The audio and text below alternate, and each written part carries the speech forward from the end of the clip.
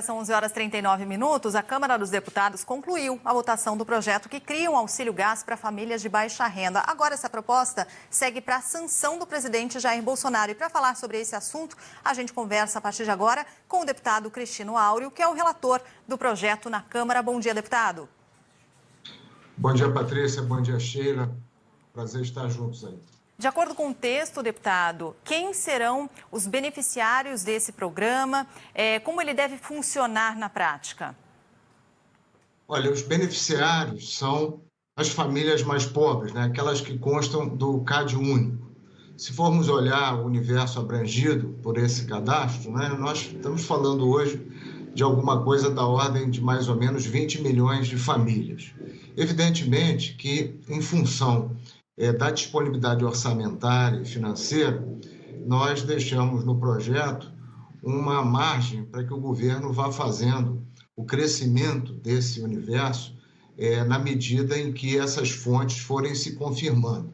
Então, eu diria que, de maneira segura, olhando principalmente para a fonte CID, né, que é uma contribuição que incide sobre gás de cozinha e outros combustíveis, nós podemos esperar que, no mínimo, o atendimento comece por cerca de 2 milhões de famílias, o que seria já um alento muito grande diante da dificuldade atual, onde as famílias que estão na linha da pobreza e da extrema pobreza têm muita dificuldade hoje para adquirir um produto que, pela primeira vez, ultrapassa a marca de mais de 10% do valor do salário mínimo na média, né, do preço calculado pela ANP aí, em termos nacionais.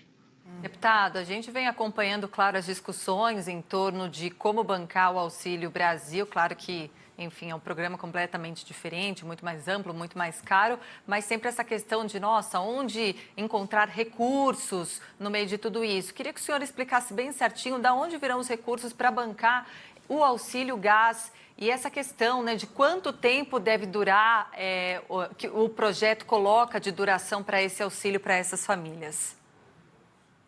Olha, essa discussão de orçamento é uma discussão fundamental. Na verdade, todas essas fontes, seja para o Auxílio Brasil e seja para o auxílio, né, gás, o gás social, ou gás dos brasileiros, como o Senado intitulou, eu diria que é mais até o gás das brasileiras, porque a preferência, né, será para a mulher dentro da família, né? Tanto lares que são chefiados unicamente por mulheres e também a presença das mulheres, inclusive mulheres vítimas de violência com medidas protetivas ali indicadas. Então, assim, esse programa, em termos de fonte, como os demais, ele se submete à questão do teto de gastos.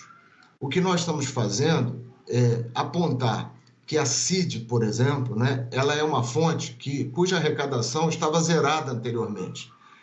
Ela foi zerada e o governo zerou também PIS/COFINS no início desse ano sobre gás de cozinha, com o intuito de tentar baratear o produto.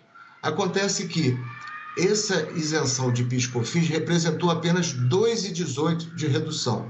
Esses R$ 2,18 de redução não representam absolutamente nada para as famílias que têm uma renda de 5, 10 salários mínimos. Então, assim, aquela isenção foi inócua. O que nós fizemos no projeto foi trazer esses quase 600 milhões ano de isenção do PIS/COFINS, nós reoneramos o conjunto, né? O que faz uma arrecadação já na partida, novamente, desses 600 milhões, só que aí via CID, obviamente isentando as famílias que estão no CAD único, mas fazendo com que essa massa de recursos seja direcionada para o atendimento a esse primeiro conjunto que eu disse, de cerca de 2 milhões de famílias.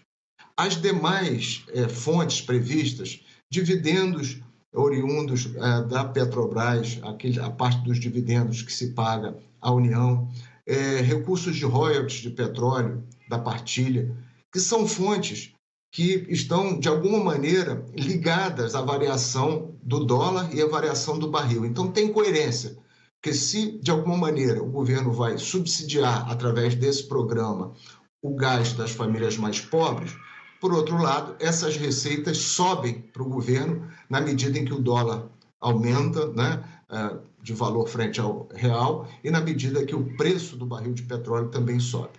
Então, nós apontamos as fontes, claro, cada uma dessas vai ter que se adequar ao teto de gastos ou aos limites que forem abertos nessa discussão que nós temos tido, inclusive, da PEC dos precatórios.